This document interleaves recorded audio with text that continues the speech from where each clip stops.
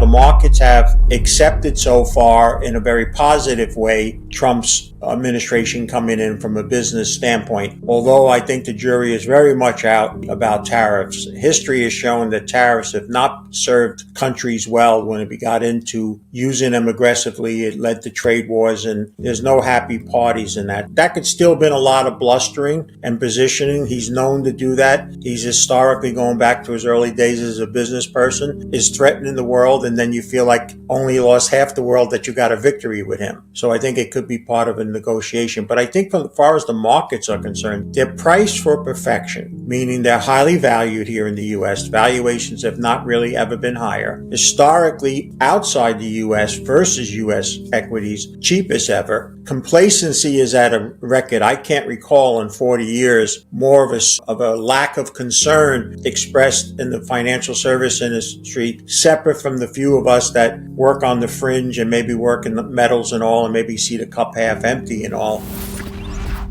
And then I think the third is that we are treating Trump's arrival at the moment more of a coronation than a change in administration. And while that could lead to markets staying higher than normal for a little while, it also is going to set up disappointment much easier if things don't go as planned. And so I think the philosophy here is better to be a live chicken versus a dead duck. Commend it if it's a year or two from now and it did become nirvana, as some seem to think. But history is on our side that says caution is a good choice at this point in time. I'm quite concerned from this end of the Trump presidency that he may actually accelerate the debt issue and make it worse than it's ever been.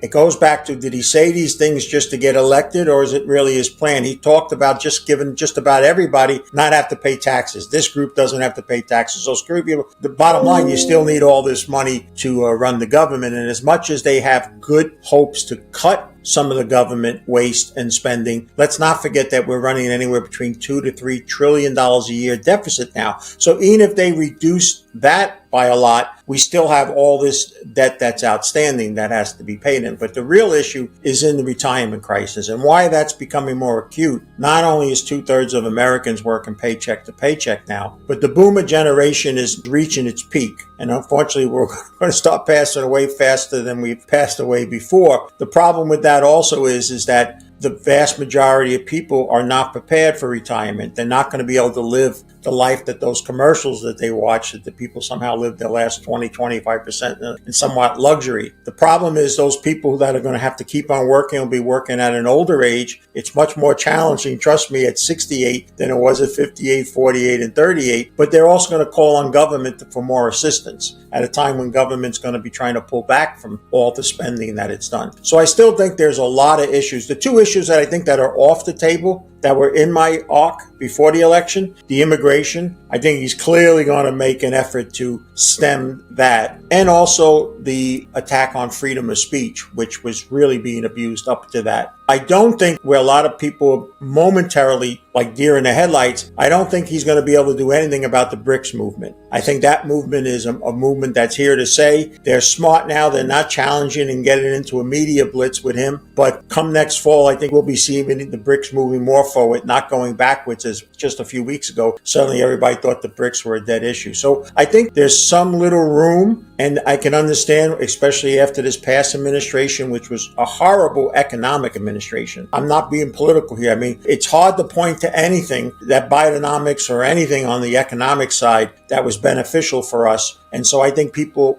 more just relieved that we're not going to be continuing that. But Trump is going to have a pretty short window, and this is important. He doesn't have 4 years. He has 2 years, because in 2 years, again, we have the congressional elections again. But we also have a lot of senators up for election. And this time there's more Republican senators up for election than Democrats. And so if he doesn't get out of the gate and it's hesitating, and he's not getting the same political will he might have had right now, it could be more challenging those last 2 years of his 4-year term than his first 2 years. So a lot's going to have to do in those first 90 days.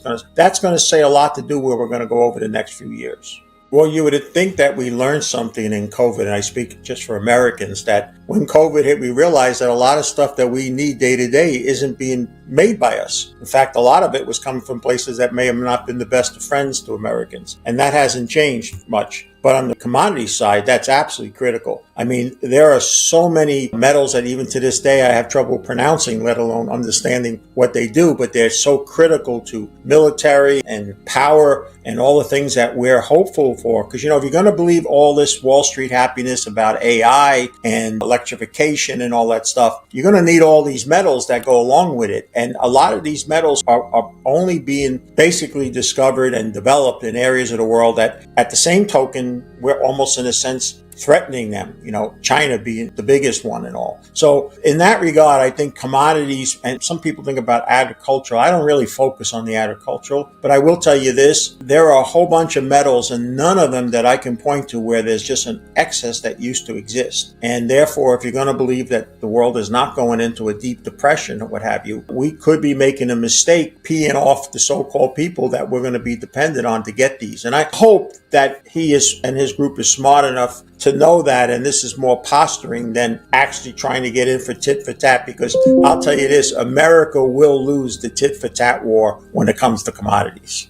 So it was uranium until early this year, it was gold this year, and it's copper for next year. I think copper, the argument is just getting better and better. All the people, if you look back 6 months ago, said it was going to be, well under 3. There's going to be a terrible economic slowdown. The problem is it's not, and that's one more year that we didn't expand the ability to find it. And yet it's such a key metal in all the things that people are bullish on about how the world's going to grow and so forth. But there's another metal now that's come onto my radar that I think people should start to think about, only because one of the smartest men ever in the metals, Robert Friedland, is now speaking a lot about zinc and the coming potential shortage in the zinc market. And so copper and zinc would be the more favorable ones. Doesn't mean that I stopped liking gold. I think uranium is still a good story. It's just that I was in it so early and made such an amount that, I moved on to other things, but I still think it has a dynamic supply and demand scenario. I really believe Putin is counting the days to Trump to get in. I really think they both think that they could work out something, and that's the main reason why he didn't retaliate yet, putting it in a major way. I think the handwriting's on the wall too, because also one of the things that I think Trump is very strong for, and that's either getting out of NATO or NATO picking up more of a share than it currently does. I personally think the EU, as we know it, is done. It will get by for a few more years before some country really want to get out, but it's going to be in no shape or form to force the United States to be more of a player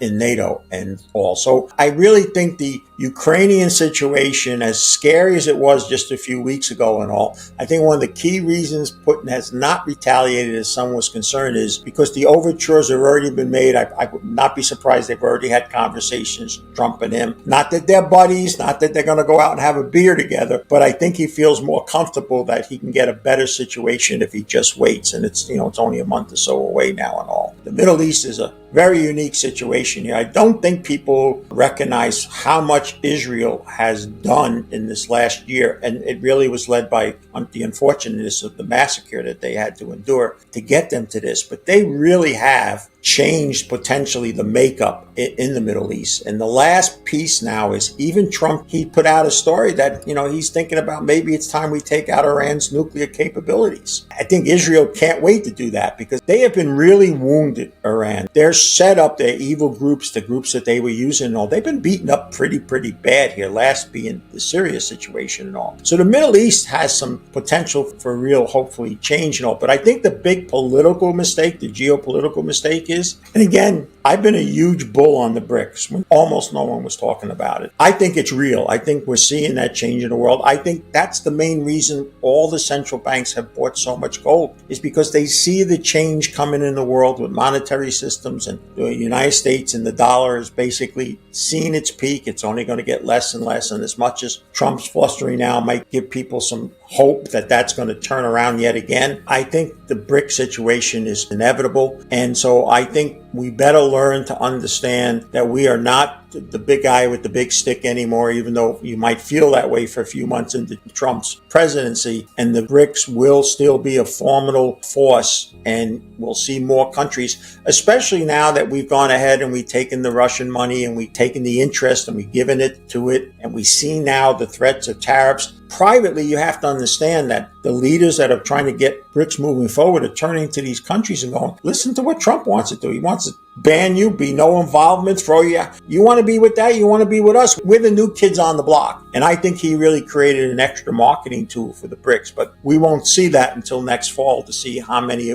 move forward. And I believe it's going to be a substantial amount move forward with the BRIC movement. So I'm in my 41st year, so I've been around the block a couple of times, and probably one of the single most things I heard, not directed at me so much, but directed at my industry over the years was, hey, you guys always tell us, and gals, always tell us when to buy, you never tell us when to sell. And my argument was always simple. You should start to consider selling if you couldn't first buy. So forget where you've been and all. If you were first coming to the U.S. stock market today with 100% cash, how much would you plow into the market? That's a case by case. There's no cookie cutter answer at all. For me, and I think the more gray hair or less hair you have, the more conservative you have to be, the bigger the cash position should be. Now, in my planning group that we do for U.S. citizens, I've adopted a product that I hated for years, but it finally became useful, and now it's very useful because of my outlook, and that's what we call equity index annuities, which basically cap the gains you can make, but also cap the losses you can have. And I think this is an important statement. Not so much that you have to own that, but it's not how much we're going to make, but how much we don't lose, which is going to be the difference of whether we make money or lose money over the next few years. And I think one of the first principles that's key in my life, we have to spend less than we make. Right now, most Americans are not doing that. 7 or 8 out of 10 families, and I suspect it's a lot about that around the world too, spend more than they make. They're living on borrowed time. People say, how do they do that? Well, how do they live a higher lifestyle? By debt, by large car leases, foregoing fixing homes, taking care of their own health, spending the money on today's needs and all. And I think that's going to come back to bite people. And I think there's one other issue that those people need to be concerned about. Markets have returned exceptional returns. Kudos to anybody that's had it. But I think to expect that to continue is far reaching. And therefore, even though the market may not go down a lot, it may not keep going up in the manner that people have grown accustomed to, and that's where the issue should be. So I think cash, to answer your question, needs to be a significant part, but it's all based on individual needs. But I think it's appropriate to have some.